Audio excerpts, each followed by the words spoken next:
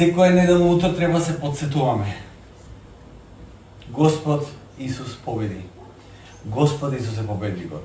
Господ Исус е надежта. И тој тоа го докажал со тоа што оставил неверојатно наследство за нас. Наследството во црквата. Мината недела почнавме една постдуховденска серија која јас се нареков Дела апостолски 29. И како што кажав, кој пратих на Ребека информации за дизајнот, там ми кажам, чекам малце, Дела апостолски има 28 глави, да не си сгрешил нешто. И добро што праша, пошто понекогаш многу пати грешам. Ви текнува кога Александар Томаче требаше да проповеда тука, и јас наместо Христовото вознесение и дадот на Ребека информации за дизајн Христовото воскресение. И имаше малце забуна. Во секој случај, насловот е како што треба, Дела апостолски 29 глава, затоа што таа книга е почната, но не е завршена. Завршена е тогаш кога Христос повторно ќе се врати. Има како еден отворен завршеток книгата. Апостол Павле се наоѓа во Рим, тој таму е, работи во Рим и некако така завршува книгата. Со слобода апостол Павле продолжува да си работи. Како една индикација дека иако апостол Павле е во робство физички, на некој начин заробен, има војник врзане со него цело време 24 сати на ден, од 1 метар оствари железо, така се шета цело време апостол Павле. Таму евангелистот Лука сака да каже, но Словото Божјо беше слободно да биде проповедано. Дела апостолски 29. Сите ние сме дел од таа една голема приказна. Менетот пат зборував за славата на црквата. Од почетокот која ние како црквата треба да ја наследиме. Вистинската слава, вистинското наследство на црквата е далеко повредно од сите велелепни зданија кои може да ги видиме како црква. Ако отидете во Охрид, кога доаѓаат странци тука кај нас во Македонија, јас обично ги носам во Охрид, зашто Охрид е прекрасен и може да се видат сите тие прекрасни зданија, стари цркви. Често пати сам да ги носам и во Стоби, да видат стари градби. Или бевме сега со странците, тие што не беа пред 2 недели тука, бевме во Филипи. Прекрасно место да се искуси тој стар свет, да се искуси почетокот на христијанството на овие простори, да се види затворот каде што апостол Павле бил затворен, барем така се верува. И знаете ли што? Наследството на црквата е многу поголемо од сите тие градби кои може да ги видиме и во Ватикан, и во Македонија, или кај да отидеме. Наследството на црквата е уште по-спектакуларно, уште по-величествено. Наследството на црквата се состои во тоа што таа е оснажена од Светиот Дух. Светиот Дух е вистинското наследство на црквата. Исус, како оној врз кого почива сета власт на небото и на земјата, првата работа беше наследството ми е Светиот Дух. Оно што Исус ни го вети, на духов ден го добивме. Втората работа е дека Исус има целата власт на небото и на земјата. Тоа е второто наследство кое црквата го има. И знаете ли што? Првата црква така живее. Има Цезар, има император, има врховен владател, но црквата вика, знаеш што сите викат дека Цезарот е Христос, ама ние викаме дека Исус е Христос. Исус е Спасител. Исус е оној кој владее. И третата работа и најважната работа за нас, можеби најопиплива, е наследството да се биде Христов ученик сега и овде на земјата. Христов ученик, не верник, не христијанин, туку Христов ученик. Сите тие други зборови се деривативи од тоа во кое што Христос нас не повикал, а тоа е да бидеме негови следбеници. Исус не ги прати апостолите да прават верници од сите народи. Исус ги прати да прават ученици од сите народи. И тоа е многу важно. Сепак, дел од наследството на црквата на земјата е фактот што црквата, и сега може тоа малце чудно ќе ви звучи, но ќе го кажам сепак, бидејќи тоа ми е проповедта денес. Дел од важното наследство на црквата на земјата е фактот што црквата е во константна и неуморна опозиција од природниот тек на овој свет. Тоа е наследство кое црквата го има. Црквата е константна опозиција.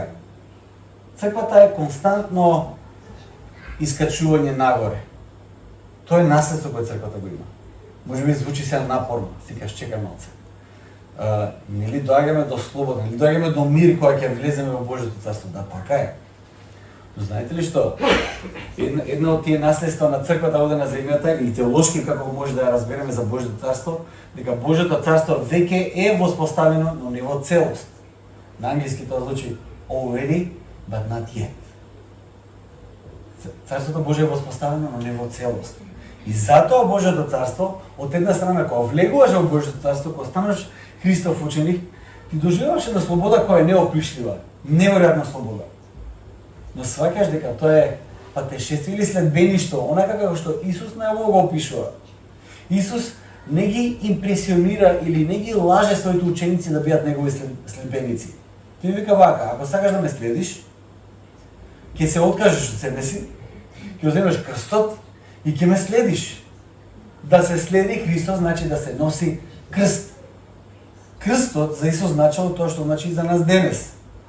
Само што во времето на Исус уствари крстот се користел. Во наше време само може да читаме за таа работа. Во времето на Исус крстот значи смрт, брутална смрт. Да се следи Христос значи да се носи крстот. Знаете, вредносниот систем од црквата тој како идеална на земјата. Стварно, навистина да се сака, непријателот да се сака. Тоа е голема изјава е таа. И да кажеме, нашиот социјален систем, кога гледаме некоја неправда и сакаме системот да помогне, и уствари пресметуваме, нашиот систем пресметува колку уствари системот може да биде добриот самарјанин пред да колабира, нели? Гледаме некои социјални случаи, сакаме тие социјални случаи да бидат помогнати од државата, ама се тоа некој треба да го плати, тоа ние го знаеме. Многу полесно е да кажем, слушај, реплика. Има еден човек кој е сиромашен и кој треба да се помогне, очекувам ти треба да го издржуваш, нели? Треба свесен дека иако треба тој човек да биде, треба да му се помогне, но никој треба да плати за таа работа. И кој имаме очекувања такви од државата, треба да знаеме, значи тоа треба да се плати, треба да се жртвува нешто. И кога зборуваме за таа социјална правда, која се темели на Христовите зборови, тогаш ние на некој начин пресметуваме колку ние како држава може да бидеме добар самарјанин, да жртвуваме, да помагаме пред да колабира системот. Кај нас знаеме дека тоа е многу минорно можност да се помогне. Добар самарјанин многу малку има, барем официјално. Неофицијално гледаме многу движења, многу покрети, многу индивидуи кои водат разни, како да кажам, движења на, така да кажеме, на добриот самарјанин кои служат во државата и фала на Господ за таа работа. И многу се радам што црквата е водилка во нашето општество токму за таа работа. Да бидеме добриот самарјанин во нашето општество. Но да се биде дел од црквата на почетокот и да се крсти некој и јавно да исповеда вера, значи да биде изложен на опасност по својот живот. Тоа значило од самиот почеток. Во многу аспекти борбата со која се соочува црквата во првиот век останува и понатаму. Може би ќе си кажете дека бруталноста за која читаме во историјата веќе ја нема. Ние живееме во едно подруго, послободно време, во слобода на религија и така и на вероисповест и слично. Сакам да ви обелоденам нешто. И на вас, ама и на себе да се подсетам. Тоа што кај нас сега е мирно и можеме слободно да се собереме, да зборуваме за Бог и да се молиме и да славиме и да проповедам во слобода без да имаме шмајзери околу нас и митрализи кои ќе ни претат по животот, тоа е реткост и уникатност, да знаете се. Мислиме дека црквата страдала и имала маченици само во минатото? Ќе ви кажам вака. Во 20 век има умрено повеќе христијани за Христос, повеќе од сите 19 века претходно. Во 20 век. А во 21 век веќе има повеќе умрено од 20 век. Веќе до сега. Ние сме во првата петина на 21 век. Веќе има повеќе христијани маченици денес низ светот отколку во 20 век, кој уствари има повеќе маченици од сите 19 века претходно. Сега да дадеме малце перспектива. Црквата не е само на што сега и овде го гледаме. Црквата е насекаде, во сите контексти и не секаде е слободна да се собира. Може би не можеме да ја покажеме или нацртаме, но има една константна сила која не турка назад и се појава на многу различни начини. Кај некој од вас тоа е можеби некој страв. чувствувате некој страв. Што кога се посветам повеќе на Христос? Можеби ќе предизвикам некој отпор кој нема да можам да го издржам. Го имате ли понекогаш тој страв? Што ако повеќе се молам? Можеби ќе предизвикам духовно страдање кое можеби не сакам да го поднесам. Има ли таков страх некој? Јас имав као тинејџер. Се плашев ако повеќе работам, некако ќе го налутам, нели, тоа што викаме не дира лава док спава. Тоа е. Значи супер е во некоја состојба која се наоѓаш, си веруваш, немој премногу да одиш во верата затоа што може да предизвикаш повеќе страдање. Не дирај лава док спава. Некој од вас се појавува како во некој од вас се појавува можеби некакво разочарување од некои очекувања кои сме ги имале. Можеби на почетокот на верата имаме некакви очекувања од тоа како треба да изгледа животот со Христос. Очекуваме дека одредени проблеми имаме листа треба да бидат решени. Можеби има некакви очекувања и сигурно сте дека ќе го добиете она што го сакате само ако малку повеќе верувате. И кога тоа не се остварува, вашата вера малце се клати. Наместо радоста зависи од Бог, вашата радост зависи од благословот кој доаѓа од Бог. Сеќате? Наместо да кажам Бог е мојата радост, јас викам благословот кој Бог мене ми го дава е мојата радост. И така благословот, онака библиски кажано, станува идол. Апостол Павле, некој кој бил многу посветен, некој кој многу пишувал и устилот наследството кој ние го имаме од него е во Новиот Завет, често пати имал чувство дека е сам против целиот свет. Во неговите записи ќе видите дека му кажал многу пати во некој од тие послания и кажа сите ме остави, јас сам останав. Сите тргнаа по својот пат, само јас останав против цел свет. Ќе видите дека во продолжение тој кажува со мене се тој набројува 10 души, ама човекот има чувство дека се бори сам против целиот свет. Таков е притисокот, таква е опозицијата која црквата ја користи, ја чувствува константно. Да се биде црквата од првиот век или да се наследи тоа што црквата од првиот век го има, значи да се чувствува притисокот и нападот од светот околу тебе. Не е можно да не се чувствува притисокот. Оригиналната состојба, како што е мој професор по историја ќе каже, оригиналната состојба на црквата е во прогонство. Тоа е оригиналната состојба на црквата во светот.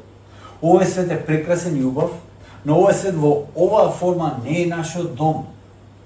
На овој свет сите ние сме само некакви патници, а нашата конечна дестинација е нашата конечна надеж, а тоа е новото небо и новата земја, она што Христос ни го ветува. Се до тој момент, таа нелагодност, ја бидам искрен, нема да ја снема. И знаете ли што тоа Христос на нас ни го ветува? Христос ветува вака: тоа што ќе го имате во овој свет, ќе бидат проблеми, но не се плашете, јас го победив светот. Тоа е ветувањето кое Христос го има. Таа нелагодност, која чувствуваме можеби по патот на верата, открива уште една работа која е многу важна за црквата. Таа нелагодност открива уште еден важен аспект на наследството кое ние го имаме како црква. Нелагодноста која чувствуваш е дел од наследството. Можеби ќе си каже, па добро, кој сака такво наследство? Да се чувствува нелагодно, да чувствува отпор, да чувствува некаква као чувство на не може да седи во едно место. Нелагодност. Дел апостолски 29, значи продолжување на изградбата на Божјото царство. Христовата работа на оваа земја е завршена. Сакате ли? Христос кога висеше на крстот и кога кажа се сврши, се е завршено, значи дека неговата работа на земјата заврши. Но работата на црквата не е завршена. Христос ја остава работата на црквата. Во сите аспекти од христијанскиот живот ќе разбереме дека се додека сме на земјата, ние нема да дојдеме до фаза на лагодност и да кажеме доволно е. Има еден, јас се фалам, знам за еден закон на термодинамиката, на вториот закон. Не знам ништо физика, само тоа го знам, затоа што ми е важно за пораката која и прочитав малце да разберам за што станува збор. Вториот закон на термодинамиката е ентропијата. Ентропија. Што значи ентропија? Со едноставни зборови, ентропијата значи дека се движи кон хаос. Од ред оди кон хаос. Тоа е ентропија. Тама мислиш си ги наредил работите, гледаш не дека постојат 1000 начини да се наруши тој мир, состојбата на тоа што си го изградил е многу кршлива и потребна и константна грижа за сето тоа да се одржи. Има еден виц за црногорецот. Црногорецот и жена му си шетаат нешто, да кажеме, по плажата и жената се побунила малце и рекла, никош не си ми кажал дека ме сакаш, ми кажа кога се венчавме, ама од тогаш не си ми кажал. И црногорецот кажал вака, кога се венчавме ти кажав, ако нешто се смени, ќе те известам. Сега, вицот е смешен, затоа што знаеш во длабочината на твоето битие, дека тоа не може да биде вистина. Дека тоа не може да биде доволно, тоа не може да биде прифатлива состојба за односот. Така ли? Зборовите и делата ја одржуваат и градат љубовта. И односот бара константна грижа и посветеност. Тоа е природата. Си мислиш, изградевме добар однос. И си кажеш, доволно е. Од сега натаму нема да збориме, нема да правиме ништо затоа што не е супер односот. Од тој момент односот почнува да се нарушува. Тоа е законот на ентропија. Во спротивност се движи во хаос. Ако не го одржуваш, ако не ги одржуваш нештата се движат кон хаос. И тоа е реалноста. Можеби не ни се допаѓа на нас. Ама јас многу пати само да кажам, верата и односот со Бог се многу земни работи, многу нормални и обични работи. Како сите други работи, односот со Бог се одржува константно. Христовата работа е завршена, но работата на црквата не е. Нашата мисија останува активна се додека Христос не се врати, без разлика на тоа колку понекогаш работите изгледаат удобно или изгледаат убави. Понекогаш доаѓаат сезони во црквата си кажеш, леле, се цвета, се е убаво. И само еден свиок и гледаш дека се може да отиде у пропаст за еден погрешен чекор. Не дека ќе отиде, ама така се чини. Јас денес сакам да прочитам една од тие најпознати параболи кои Исус ги изборува и сакам да кога ќе читам, сакам да ја осетиме тензијата во која Исус нас не повикува да влеземе. Тоа е тензија, тоа е едно наследство во кое Исус нас не повикува да влеземе. Ќе читам од Матеј 13 глава, 3 до 9 стих, а тоа е параболата за сејачот и семето. Текстот вели вака, значи Матеј 13 глава, 3 до 9 стих, ќе читам. Им говореше многу во параболи велејки. Ете, излезе сејач да сее. И кога сееше, едни зрна паднаа покрај патот, долетаа птици и ги исколваа. Други паднаа на камено место, каде што немаше многу земја и набрзо проникнаа, зашто земјата не беше длабока. Но штом изгреа сонцето, тие свенаа, па бидејќи немаа корен, се исушија. Некои паднаа во трње и израсна трњето и ги задуши. Други паднаа на добра земја и дадоа добар плод, едно 100, друго 60, а трето 30. Кој има уши да слуша, нека чуе. Амин.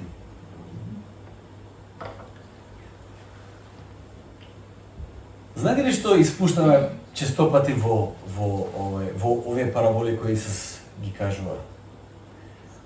Исус е неверојатен кога кажува параболи затоа што е толку сликовито што не може да не го замислиш. Не може да не размислиш што тоа значи сега за денес. Прва работа што сакам да разберем во парабола е дека од 4 можни почви само една даде плод. Замислете. Од 4 почви една единствена почва даде плод. И Исус додека, и уште една работа треба да разбереме. Исус додека ја кажува параболата, слушателите подразбираат дека на таа една плодна почва од можните 4, за плодот да израсне, потребна е грижа и работа. Тоа не значи дека автоматски ќе порасне. Потребна е сериозна грижа и сериозна посветена работа за да израсне некаков плод. Од 4 почви една само ќе даде плод и за таа една треба да се грижиме константно. Зошто? Па затоа што птиците ќе бидат против таа почва, камењата ќе бидат, не знам, дождовите, сонцето, све ќе биде, не знам, бумбар, појма немам што све може да има против таа почва да се најде. Све може да има. И потребна е константна грижа за таа почва за да даде плод. И приказната 13 глава во Матеј Исус ја завршува со уште една парабола, која е многу слична на тоа што ќе го прочитаме. 13 глава, 31 и 32 стих. Параболата за синеповото зрно. Види вака. И друга парабола им кажа, кога рече: Царството небесно прилига на синапово зрно, кое човек го зел и го посеал на нивата своја. Го имате сега повторно себето, зрното и нивата повторно имате во друга парабола. И види, тоа е најмалото од сите семиња, но кога ќе израсне, поголемо од сите грмушки, па станува дури и дрво, така што птиците небески долетуваат и застануваат на неговите гранки. Што се крие во оваа парабола? Тоа што мене ми е интересно е следното. Птиците кои ги колваа зрната во првата парабола, сега се гнездат во дрвото кое е пораснало од семето, што е толку ситно, најмало од сите, ма сега паднало на плодна почва, пораснало во големо дрво, и сега птиците, кои всушност беа непријатели на тоа зрно да даде плод, сега одат и се гнездат во тоа дрво, тоа едно мало зрнце кое родило плод. Сега ги мешам малце параболите и кажеш, па добро, малце шеташ екзегетски, не е баш како што треба. Мораме секојаш да знаеме, како ја го разбирам тоа, мораме секојаш да знаеме, да земеме во предвид дека за Евангелието кој го живееме, нема ниту еден кој е предалеку за да се досегне. Дали ме разбирате? За Евангелието нема ни еден човек кој е предалеку од Божјата милост. Ни еден. Понекогаш ние имаме класификации во нашата глава, ќе видиме некој каже, ма добро, овој може да се спаси, овој не може да се спаси, овој е птен лош, овој е птен за никаде. Овој да кажеме, окей, тука некаде е. Фали само уште да каже Исус, зборот Исус да каже, готово, тој човек е христијанин, а овој тука, за овој нема спас. Чим птиците се гнездат на тоа дрво кој излегло од плодот на тоа едно мало семенце, птиците кои беа противници на Евангелието, тогаш нема ниту еден предалеку за Божјата милост.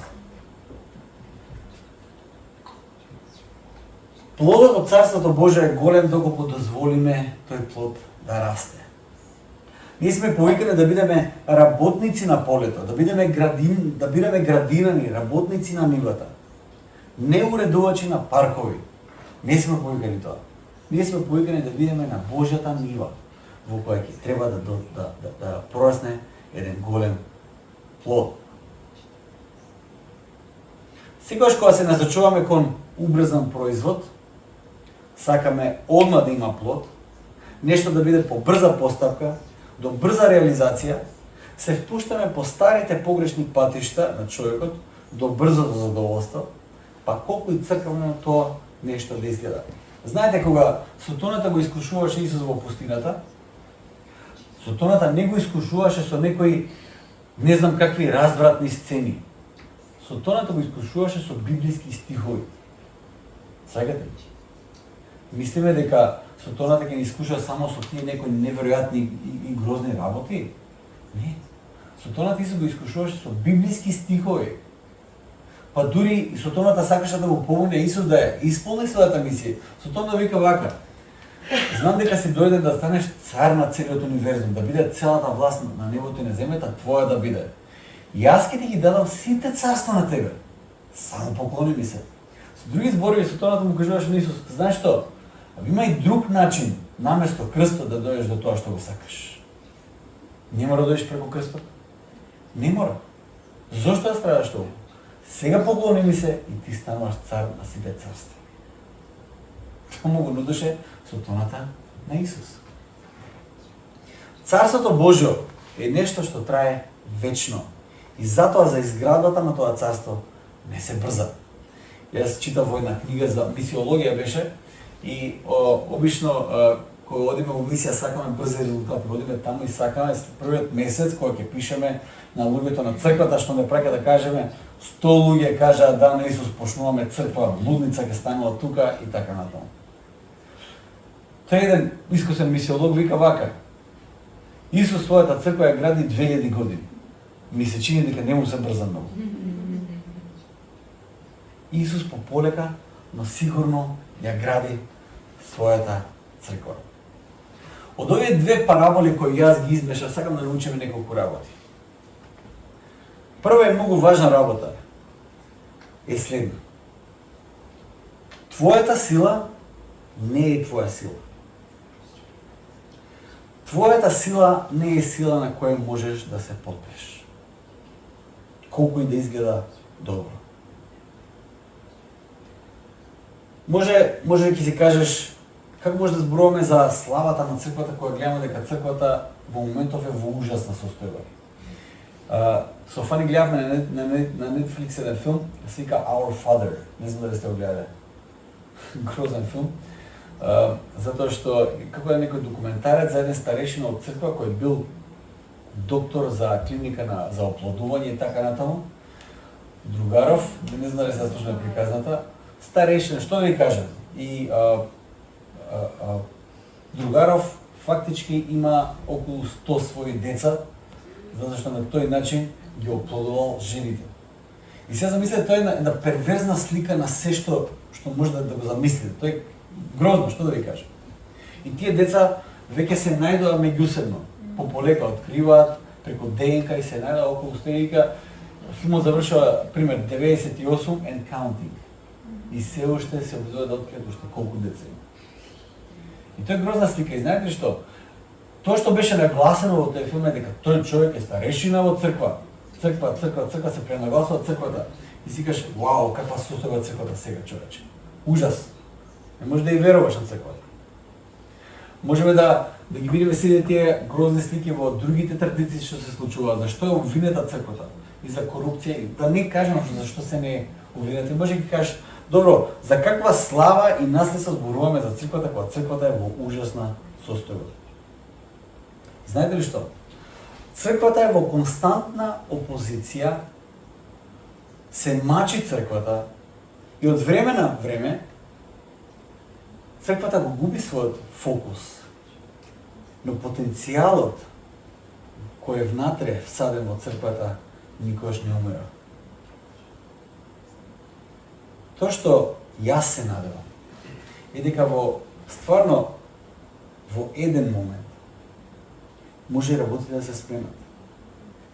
Пример, некој обнова на црквата, некој нов бран од Свети Дух.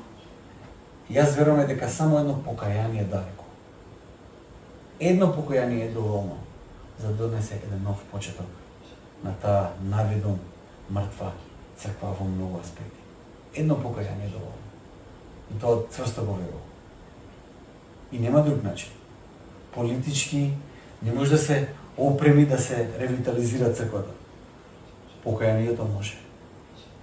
Кога доаѓа покаянието, новите почетоци доаѓаат со покаянието. И што чекаме ние? Ние не сме повикани да се докажуваме самите себе си, да кажеме колку ние сме силни, да кажеме колку ние сме цврсти. Крстот на Исус ја покажа нашата сила, човечката сила. Тие што беа силните го распнаа Христос. Саѓате ли? Тие што беа силните, тие што не им требаше нема никаква потреба. Тие беа што го распнаа Христос. Императорот, првосвештеникот и царот. Сите на едно место. Здружени го распнаа создателот. Тоа е нашата гордост. Тоа е нашата сила. Доказот за нас е во нешто друго.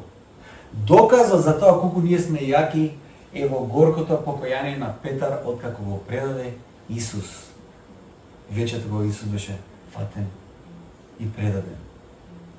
Во тоа е нашата сила, во покаянието, во горкото плачење, во барањето прошка. Тука е нашата сила. Нашата сила е во воскресението. Победата над сите победи, која доаѓа во времето на најголемите порази кои ги доживуваме во нашиот живот. И тоа е нешто што Господ го прави.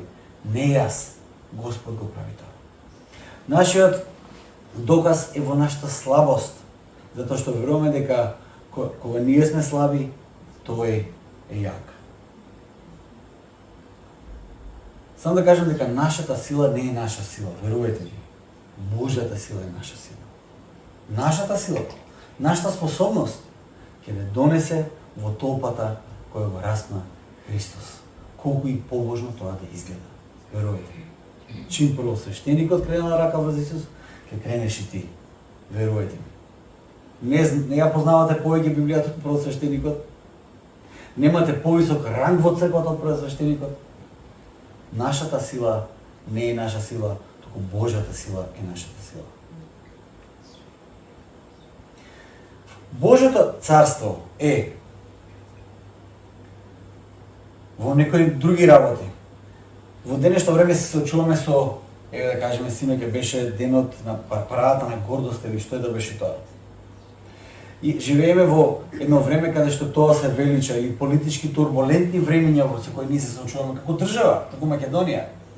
Имаме надеж, разочарување, надеж, не знам зашто, ама секогаш има некако разочарување.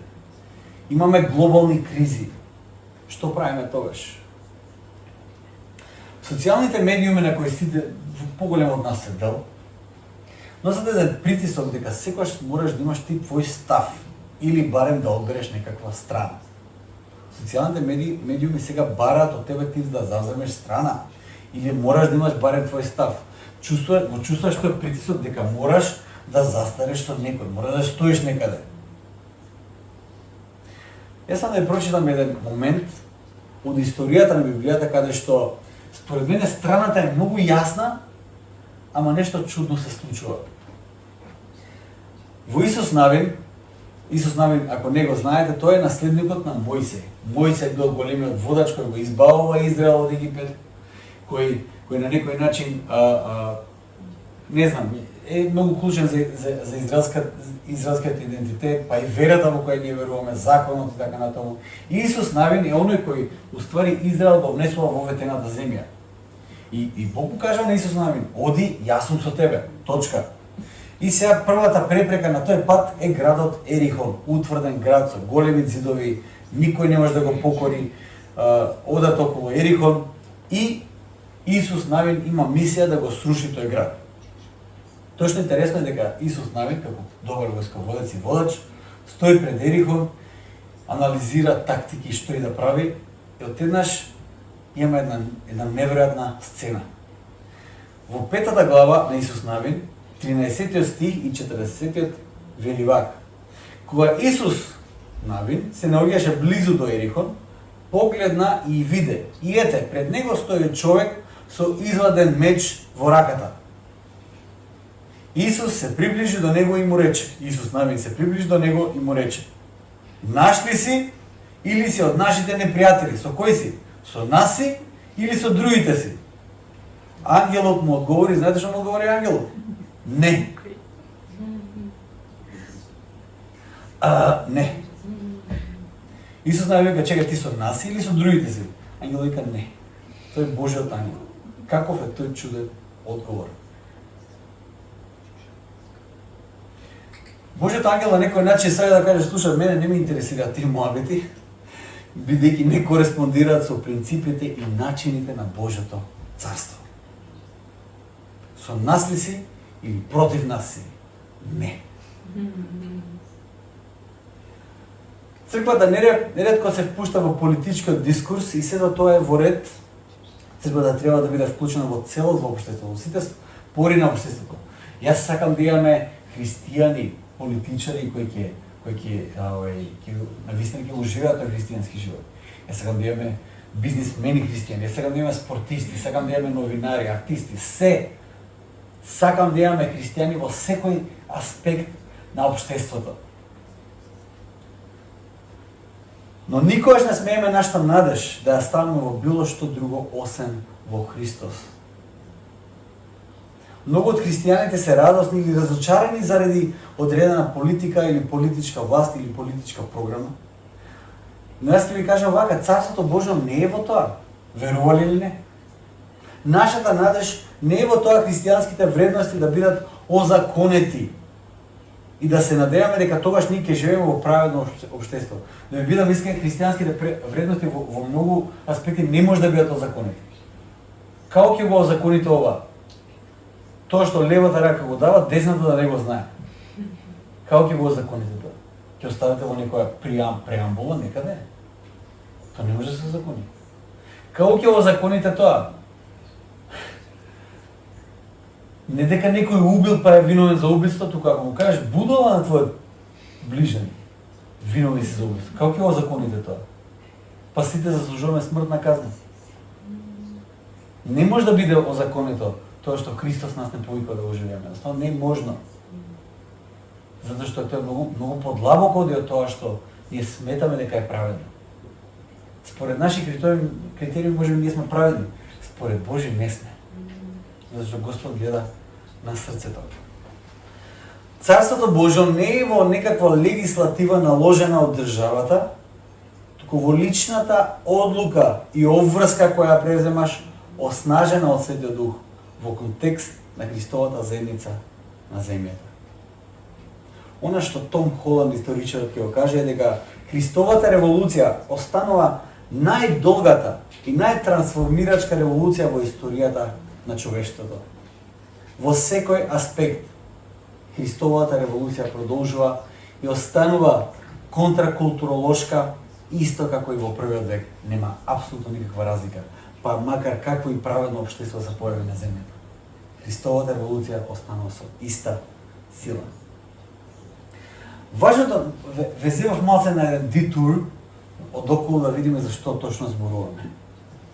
Јас ви кажам на почетокот дека едно од наследствата на црквата е да биде во таа тензија, да биде во тоа прогонство, да биде во таа некој начин паралелна заедница на земјата која не може да најде некоја лагодна позиција овде, сега и овде на земјата. Нема шанси.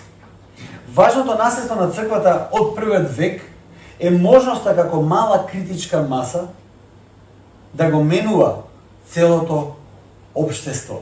Еден писател Марк Комер ја нарекува креативно малцинство. Црквата е креативно малцинство. Црквата како мала во првиот век, црквата била многу мала. Апостол Петар кој ги пишува тие посланија и кога читате првото послание, имате чувство дека апостол Петар пишува на милиони. Во тој момент црквата била околу 10.000 луѓе од цело Римско царство. Толку. И толку дали били. Ама кога апостол Петар пишува, тоа е едно визионерско писмо дека црквата ќе расте, не може да не расте. Тоа е плодот кој паѓа на добра почва и дава плод 100, 50 или 30 без разлика. Потенцијалот на црквата кој може на креативен начин да реализира својата мисија за Божјото царство дури во најнепријателските услови на земјата. Во тоа лежи наследството на црквата. Во тоа сме повикани.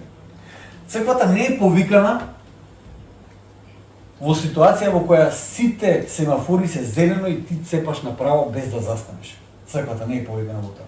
Никош црквата тоа го немала. Црквата секогаш била во клинч со општеството, затоа што црквата секогаш има една револуционерна порака која носи во општеството. Тоа е едно наследство на црквата. Јас многу се надевам дека сега се чувствувате нелагодно. Нелагодно. Ништо тоа што можеби го живееме не е доволно. Ние сме повикани да растеме константно. Црквата е еден жив однос со Бог.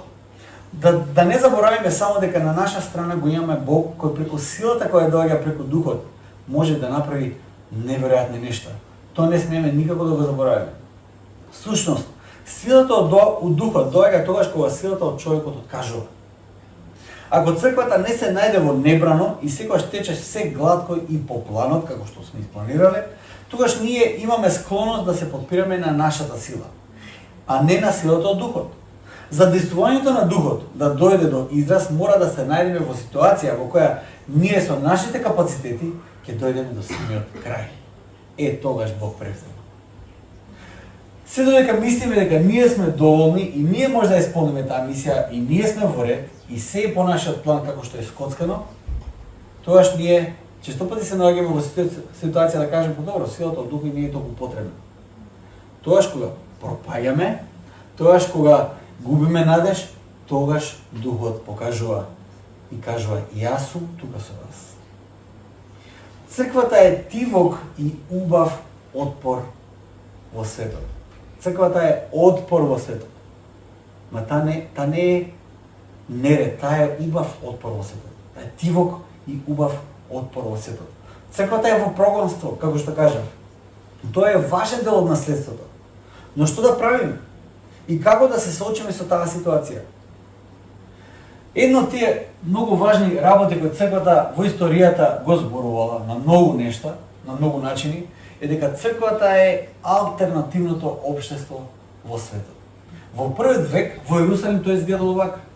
Ако го читаме дела 2-3 глава, ќе видиме дека црквата све продавале, живееле во комуна, биле таму и се им било заедничко.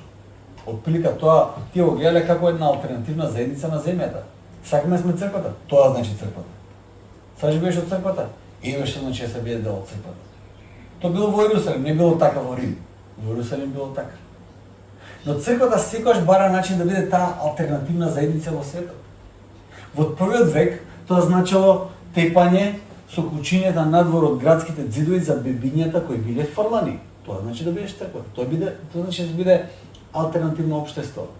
Таму каде што тие што не се добре дојдени во општеството си го наоѓаат своето место.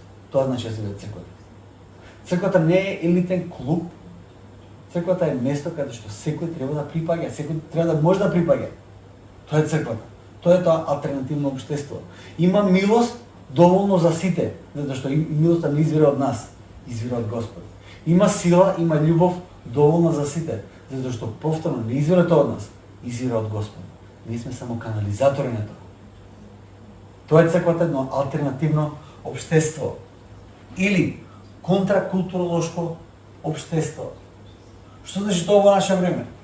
Во старо време тоа значило да бидеш спротивно на течението од културата во која се наоѓаме. Ние сега се живееме во една култура која е контра на културата.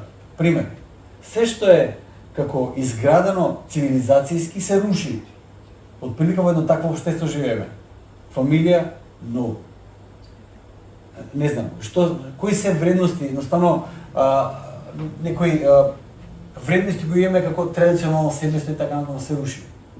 Што значи да се биде контракултурата во денешно време е валјда да се оди спротивно на таа контракултура која руши моментално се живо. Предизвикот да се биде во брак сега и во први век е исти. Ништо поразличен не е. Тотално ништо поразличен не е. Првиот век, ако по нешто е познат во грчко-римскиот свет, е промискуитетно општество. Тоа ствари се охрабрувало. Се охрабрува. Што е поразлично денес? Има нешто поразлично?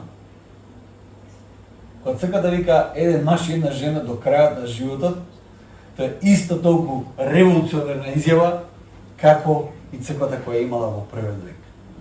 Светиот остаток, тој е библиски термин, или според рабинот Джонатан Сак, креативното малцинство, што ви кажа, црквата мора да биде многу повеќе од пасивен дел од нашиот живот кој се темели на недела сабајне.